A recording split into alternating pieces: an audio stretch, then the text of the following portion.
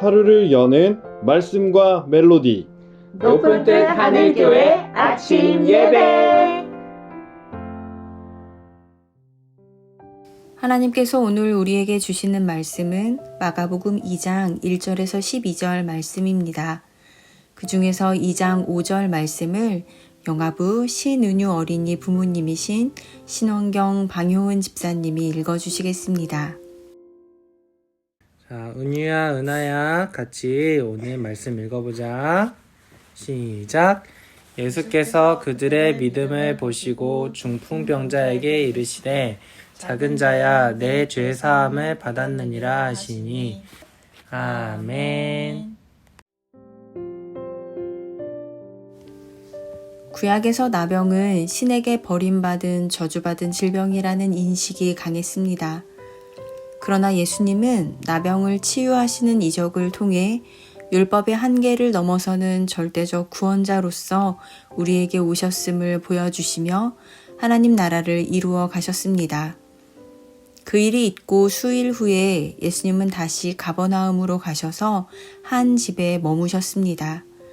예수님이 집에 계신다는 소문이 돌자 많은 사람이 모여들었고 수많은 인파 때문에 문 앞까지도 들어설 자리가 없었다고 본문은 증거합니다.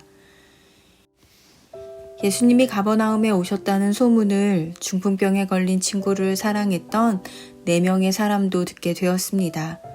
그들은 저주받은 질병이었던 나병 환자를 고쳐주신 예수님이라면 중풍병에 걸려 몸을 움직일 수 없는 안타까운 친구도 치료하실 수 있을 거라는 희망이 생겼습니다.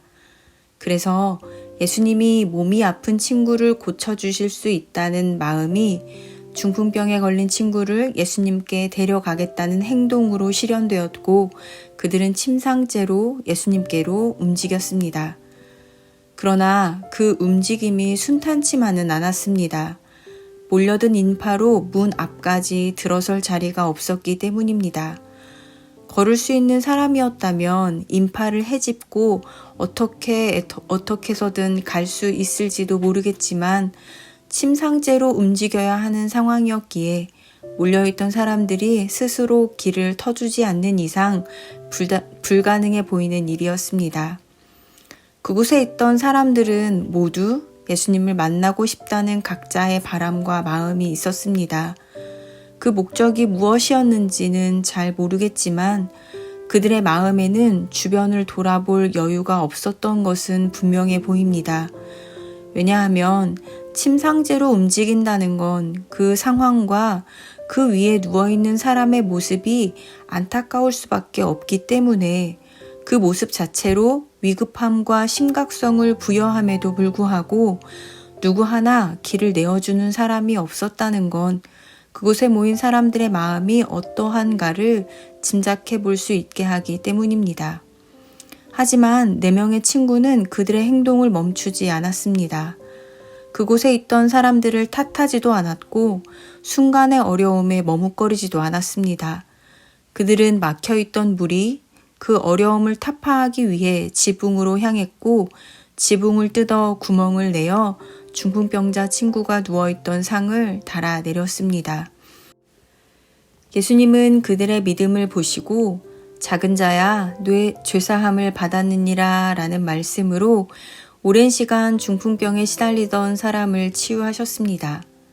그런데 그곳에 있던 종교 지도자 중 한 사람은 오랜 질병에서 고통받던 사람의 치유와 구원에는 아랑곳하지 않고 그의 생각에서 벗어난 상황을 판단하고 정죄하는 데만 온 신경을 쏟아냈습니다.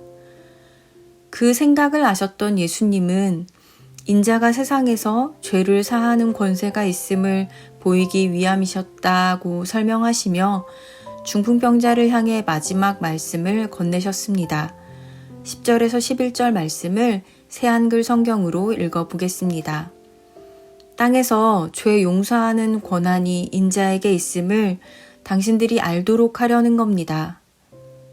그러고는 예수님이 마비 증세에 시달리는 그 사람에게 말씀하신다. 그대에게 말합니다. 일어나세요. 그대의 깔자리를 걷어치우고 집으로 가세요. 아멘. 예수님이 중풍병으로 고통받던 사람을 자유하게 치유해 주셨습니다. 이 상황은 그곳에 있던 사람들, 침상째로 들어오던 상처받은 이에게 그들의 자리를 내어주려는 생각조차 없었던 사람들에게 놀라움을 안겨주었고, 하나님께 영광을 돌리며 이런 일을 도무지 보지 못했다는 고백을 하게 했습니다. 사랑하는 여러분, 오늘 하루가 우리에게 주어졌습니다. 여러 사람과 공유하며 오늘 하루도 살아가겠지요. 그 여정 가운데 여러분은 오늘 본문에서 만났던 여러 사람 중에서 누구로 살아가시기를 희망하십니까? 기도하시겠습니다. 사랑하는 하나님, 오늘도 말씀으로 하루를 시작하게 하시니 감사합니다. 바라고 소망하기는 무거운 침상을 들고 예수님께로 친구를 데리고 갔던 4명의 친구처럼 살아갈 수 있기를 바랍니다. 내 공간을 내어주려는 생각조차 하지 못했던 무리가 아니라 힘과 시간과 마음을 내어주어 예수님께 데려가려고 애쓰고 노력했던 그들처럼 살아갈 수 있도록 성령 하나님께서 도와주시기를 소망합니다. 그래서 우리의 삶이 하나님 나라를 이루어가며 하나님께 기쁨을 올려드리는 인생이 될 수 있도록 은총을 더해 주시옵소서. 감사드리며 예수님의 이름으로 기도합니다. 아멘.